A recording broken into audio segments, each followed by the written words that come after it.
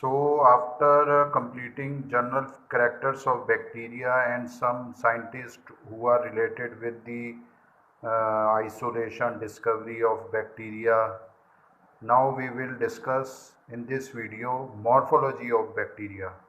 As you know, morphology is the outer part of the organism and anatomy is the inner structure of the organism. Morphology is outer structure. So, morphology of bacteria is categorized in two forms, namely their size of bacteria and shape of bacteria. Thus, in reference to size of bacteria, the smallest bacterium is cocci, COCCI, and its size is 0.1 micrometer. Another bacteria which is largest in comparison to cocci is the rod shaped bacteria. All of you know that it is E. coli, Asteria coli. आपको पता है ये Asteria coli bacteria हमें कहाँ मिलता है? And the size of E. coli is 1 to 3 micrometer long. These are some of the characteristics which are related with size of bacteria. Now discussing the shape of bacteria. The shape of bacteria remains constant. Generally, the bacterial shape remains constant. Bacteria which change shape and size with change in environmental conditions. याद रखना आप, bacteria which change shape and size with change in environmental conditions are called as pleomorphic type. और ऐसी shape को हम pleomorphic shape कह देते हैं. ज़्यादातर जो बैक्टीरिया की स्ट्रक्चर है शेप है वो कांस्टेंट रहेगी, लेकिन एनवायरमेंटल कंडीशंस चेंज होने के कारण साइज और शेप में चेंज आ सकता है, and it is called as pleomorphic. Pleomorphic. Now some of the shapes I will discuss. First one is coccus.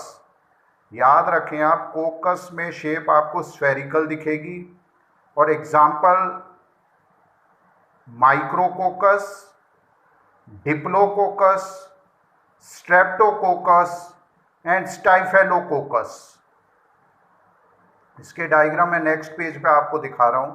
Micro का मतलब होता है छोटा, कोकस का मतलब हो गया स्फेरिकल. तो इजीली आप डायग्राम बना लोगे. डायग्राम सबकी इजी है ये. डिप्लोकोकस, डिप्लो DI, इसका मतलब हो गया टू. स्ट्रेप्टोकोकस की ऐसी शेप जो कि आपको चेन लाइक दिखे.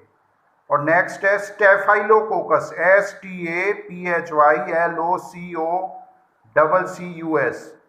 It is in the form of sheets, SHEETS. Next shape of bacteria is bacillus. It is cylindrical shape होगी इसकी. और एग्जाम्पल इसका है पैलिसेड बैसिलस. पैलिसेड का मतलब क्या होता है? In the form of stack, STACK. जैसे आप सिक्के हों, 5 के सिक्के ले लो, उनको एक के ऊपर एक रख दो तो वो पैलिसेड अरेंजमेंट होगा. स्पाइरिलम, तो इससे नाम से ही पता चल रहा है कॉइल्ड शेप है. और example spirochaete, SPIROCHAETE. Next is Vibrio, VIBRIO. It is comma shaped. Vibrio का मतलब आप ध्यान रखना कॉमा की फॉर्म में, जैसे हम कॉमा लगाते हैं जब कोई पैसेज लिखते हैं तो कॉमा लगा देते हैं. And it has flagella. याद रखें, इट हैज फ्लैजिला.